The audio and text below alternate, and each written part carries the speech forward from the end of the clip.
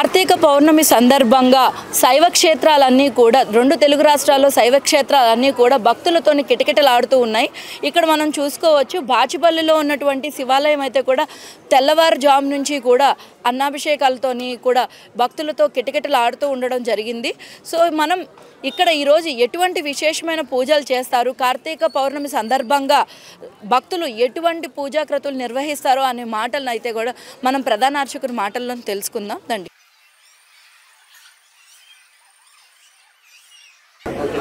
ఓం నమ శివాయ. కార్తీక పౌర్ణమి పురస్కరించుకొని ఈరోజు మన దేవాలయంలో ఈ యొక్క స్వామివారికి ఉదయం 3 గంటల నుంచే అభిషేకాలు ప్రారంభమయ్యాయి.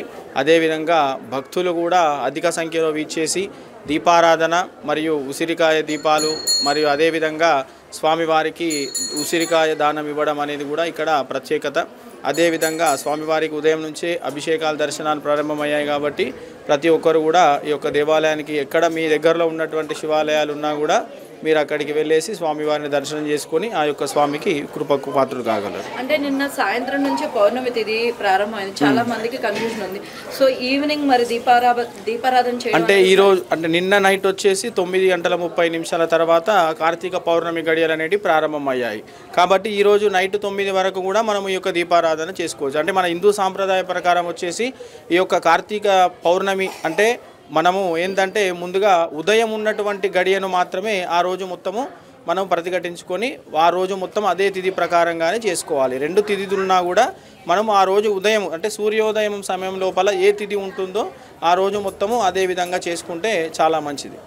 అదేవిధంగా ఈ రోజు కార్తీక పౌర్ణమి రోజున ఎటువంటి విశిష్టమైన పూజా కార్యక్రమాలు చేస్తే ఈ రోజు వచ్చేసి దేవాలయం లోపల కోటి దీపోత్సవం ఉంటుంది. అంటే ప్రతి ఒక్కరు కూడా దీపారాధన ఉంటుంది. అదేవిధంగా మన స్వామివారికి అన్నాభిషేకం కూడా ఇక్కడ పౌర్ణమికి ప్రత్యేకత.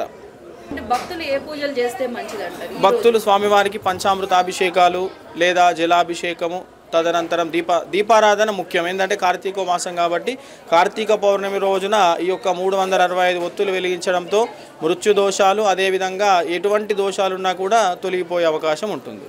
అదేవిధంగా 365 ఒత్తుల గురించి మీరు సంభాషించారు కాబట్టి అది ముఖ్యంగా ఇంటి పెద్ద వెలిగించాలన్నది అది ఎంతవరకు? అంటే 365 ఇంటి యజమాని అంటే ఏంటంటే మన ఇంటి యజమాని వెలిగిస్తే ఏంటంటే ఇంటిల్లి పాదికి కూడా వర్తిస్తుంది కాబట్టి 365 రోజులు మనం గుడికి వెళ్ళి దీపారాధన చేయలేం కాబట్టి ఈ 365 రోజులు కలుపుకొని ఒకే రోజుగా దీపారాధన చేసినట్టు అన్నమాట. అండ్ అలానే ఈ రోజున చాలా మట్టుకు ఆలయాల్లోని స్వామివారికి ఇంకా ఏమైనా విశేషమైన పూజలైనా అంటే ప్రత్యేకించి జ్వాలాతోరణం అనేది ఉంటుంది. మెయిన్గా రుద్రాభిషేకాలు పంచామృతాభిషేకాలు అనేటివి ఎక్కువ చేసుకుంటారు. ఓకే. అదేవిధంగా మనకి ఏంటంటే కార్తీక పౌర్ణమి రోజున సత్యనారాయణ వ్రతం చేసుకుంటే విశేషమైన ఫలితం దక్కుతుంది అంటారు. అంటే సత్యనారాయణ స్వామి వ్రతం వచ్చేసి మనము ఇంట్లలో చేసుకుంటారు. కొందరు ఏంటంటే కేదార నోములని కూడా ఈ యొక్క కార్తీక మాస ప్రత్యేకత. సో ఈరోజు చేసుకున్నా కూడా చాలా మంచిది. సో చూశారు కదండి, భక్తులు అయితే కూడా వాళ్ళ శక్తి మేరకు కొంతమంది అయితే దీపదానం చేయడం, అలానే స్వయం పాకం సమర్పించడం, అలాగే దీపాలను వెలిగించడం, ఈ విధంగా భక్తులందరూ కూడా కార్తీక పౌర్ణమి రోజున స్వామివారికి విశేషమైన పూజా కార్యక్రమాలను నిర్వహించి తమ భక్తిని అయితే చాటుకోవటం జరుగుతుంది.